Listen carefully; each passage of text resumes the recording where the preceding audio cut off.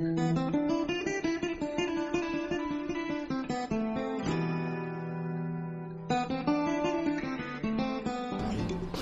là, voilà, tu as vu la voiture qui a passé là. C'est la même, un sort de modèle comme ça. Ils étaient arrêtés là. Je les ai garés là. Ils ont demandé si la voie qu'elle a amène, où il dit c'est la plage. Il a baissé la vitre. Salam alaikum. Il dit alaikum salam. Le musulman, il dit yes. Maintenant, il a demandé où il attend musique à ce moment. Il y avait musique chez nous. Il dit c'est chez moi-même. Il y a à manger, il y a à boire, il y a femme. Si vous voulez, ils vous mettent à l'aise. Donc les deux vont descendre. Ils vont marcher avec moi, je vais prendre les sacs, je vais marcher même devant eux, courir eux. Venez, on va aller, vous allez voir mon coin. Pour ne pas qu'un autre manager les prenne. Parce qu'on lutte, c'est la lutte entre nous, les restaurateurs. Je vais aller les installer, c'est la moi, mais déposer chez moi.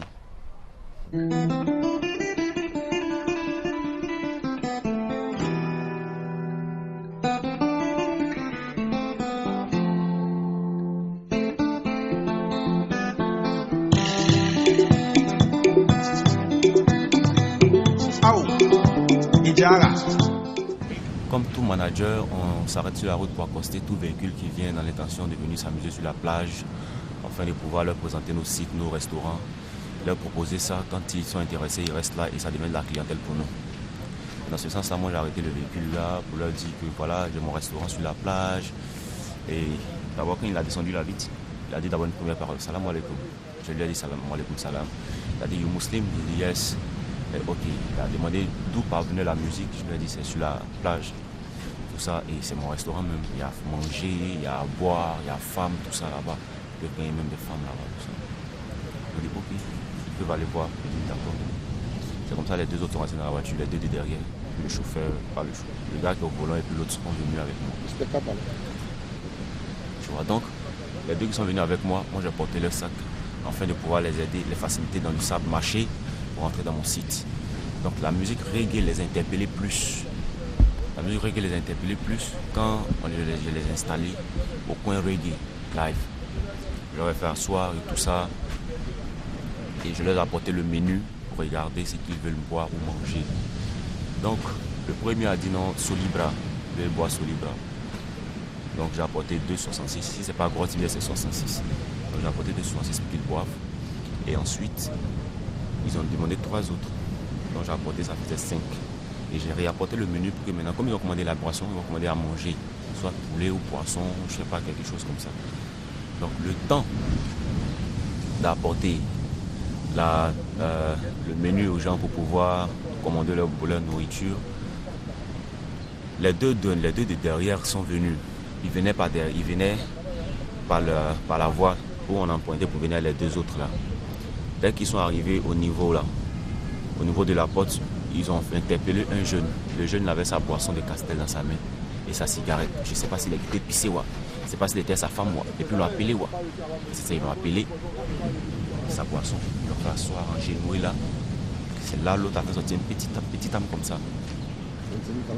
Kalash, modèle Kalash. Et ça part pas à quoi. Ça fait beaucoup de bruit. Et donc, c'est là il a pointé sur sa nuque. Puis il a explosé. Et elle a explosé net là. Je n'ai même pas réfléchi en même temps. J'ai plongé.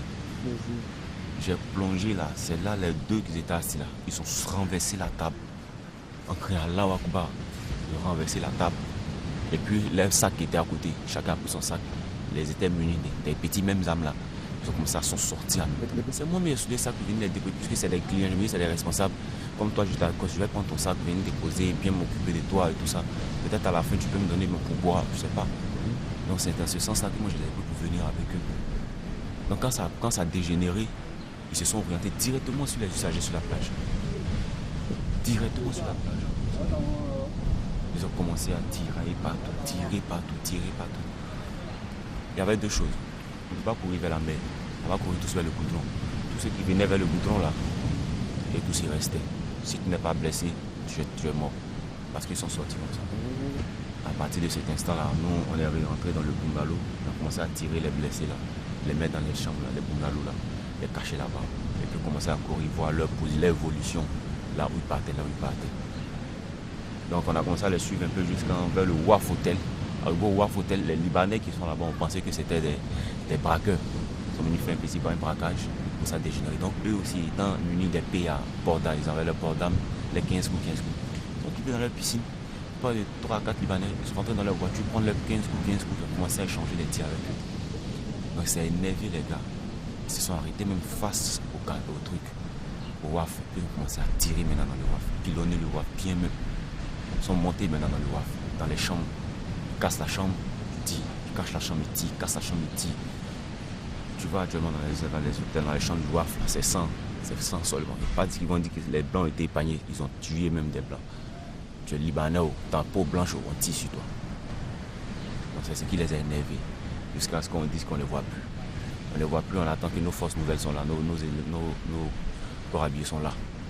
Dans nos corps habillés qui sont venus, là nous-mêmes on a commencé à se plaquer, on a se cacher parce qu'on ne savait plus qui tirait au juste. On ne savait plus qui tirait, il y avait tellement de personnes qui avaient des armes, on ne savait plus qui était qui au juste. Donc ça a duré jusqu'à, on va dire, 17h. 17h, il y avait au moins un petit calme. On a commencé à sortir pour constater les dégâts. Constater les dégâts. On a vu un corps ici. D'après eux, c'est pour eux, le corps. Mais qu'est-ce qui prouve réellement que c'est la personne? Puisque la personne ne parle plus, elle est couchée là. Tu vois. Mais les gars que moi j'ai vu là, s'ils avaient tué un dedans même, ils allaient savoir que c'est lui. Et j'ai passé près de 20 minutes, 15 à 20 minutes avec eux. Les deux premiers en tout cas, les deux derniers là, j'ai pas bien vu leur visage. C'était dans la voiture. Voilà. C'était dans la voiture, donc c'est ce qui m'a fatigué un peu. En réalité, si on dit 2-3 morts, c'est faux. Il y a eu plus de 10-13 morts. Maintenant, parmi ces morts-là, la majorité de ceux qui ont eu les peaux cassées, c'est les femmes et les enfants. Vraiment, ce que moi je souhaiterais là, ici là, c'est ici nous on gagne notre pain pour manger. Nous sommes des opérateurs économiques et on travaille avec les visiteurs et les touristes parce que Bassam est patrimoine mondial de l'UNESCO. Donc quand les touristes viennent, on n'a pas le temps de regarder c'est qui et qui. On se dit tout le monde est touriste, tant que tu es étranger, tu es touriste à Bassam. Maintenant, ce côté-là, cet accès libre a mis de l'insécurité. Nos forces qui sont sur les voies pour pouvoir regarder les barrages, vérifier dans les voitures et tout ça, ils ne font pas le travail qu'il faut faire. Voilà, il suffit qu'on leur glisse un petit billet seulement là, ils laissent le véhicule passer. Sinon, moi j'ai pu faire entrer un véhicule pour voir ça en client et puis j'ai installé. Il y a d'autres restaurants aussi qui ont peut-être calé des véhicules, vous voulez voir en client puis les installer. Le cri des gars que je peux apporter, c'est que il ne faut pas que les autorités ils s'appuient sur le luxe. Pas parce que c'est un hôtel de référence et tout ça, que c'est là-bas on doit aller voir, on doit aller constater réellement les dégâts. Les vrais dégâts là sont causés dans les vrais les paillotes et bungalows et les hangars que nous avons. Nous là on n'a pas de piscine, on n'a pas de haute réputation. Mais s'il tournait seulement sa tête vers la gauche là, il allait réellement voir les sites qui ont été vraiment atteints. Les grands hôtels là, ils n'ont pas vécu, ils n'ont rien vécu.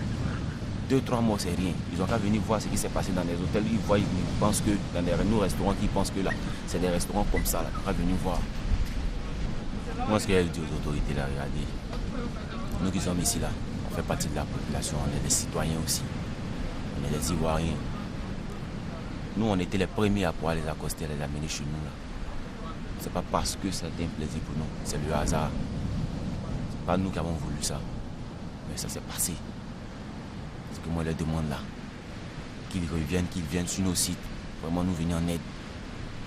Ce qu'ils peuvent faire pour nous venir en aide là, qu'ils le fassent. D'abord sécurité, d'abord puis maintenant aménagement et assurance. Je vous jure, je ne peux pas retourner aussi au village.